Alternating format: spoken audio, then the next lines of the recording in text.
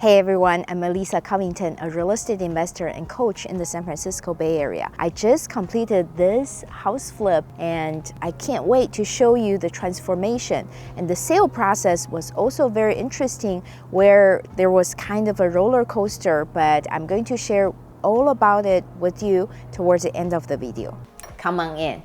The living room felt so dark before, so we had to remove the popcorn ceiling and also install a lot of recessed lights. And the focal point was very old and ugly brick fireplace. We added these slat panels to really elevate the style. And then on the flooring, there was old hardwood floors that were beyond repair, so we put in new floors that are of this natural finish that really brightens up the space. Another thing that helped with the lighting in this room are these new windows. They're so clean and they really make the room feel more alive. In the dining room, we didn't have to do much but to replace the pendant light. And we did also remove the wall that was separating the kitchen from the dining, and now both spaces look a lot bigger. The kitchen had a doorway over here going to the hall that was unnecessary, and it also broke up the flow of the kitchen. So we decided to close it off so we can have cabinets all around. But the kitchen is still on the smaller side, so we used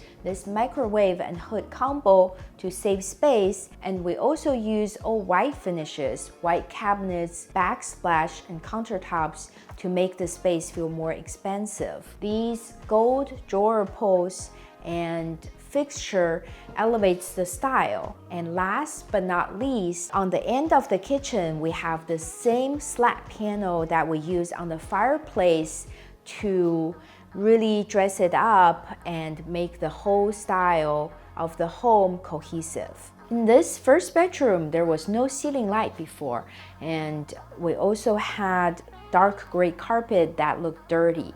So we put in new ceiling light, repainted the interior, put in all new flooring, and also a new closet door. This guest bathroom has an awkward layout with the shower and tub right in front, and then the vanity and toilet. I really thought very hard on this, but due to space constraints, we couldn't change it. So we make it up with newer modern finishes like these huge tiles in the shower and on the floors to replace the old square shower tiles. And we also put in this very sleek soaker tub. And then a detail that I really like is this niche that's very elegantly done. I know some people are used to seeing the large niche across the entire shower, but that's kind of a dated style now. What designers like are these very skinny but tall niches. A good thing about these type of niches, when you do a large niche across the whole shower, you have to cut many studs, and that can be expensive and labor intensive.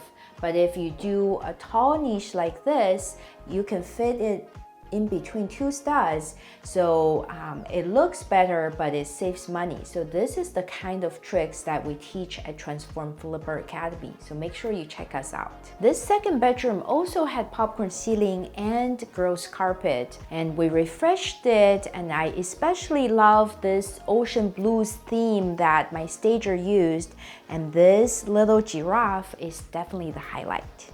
This primary bedroom had a green accent wall and dirty carpet. We added a new ceiling light, repainted the interior, and also put in all new flooring that's cohesive with the rest of the house. So now you can feel like it's really spacious and luxurious. This is probably the smallest primary bathroom we had to work with. I tried very hard to expand it, but the cost is more than it's worth. So we decided to keep it as is. There were black small tiles all over, and we removed and replaced with much larger white tiles from the shower to the floors to give people an illusion of a bigger space.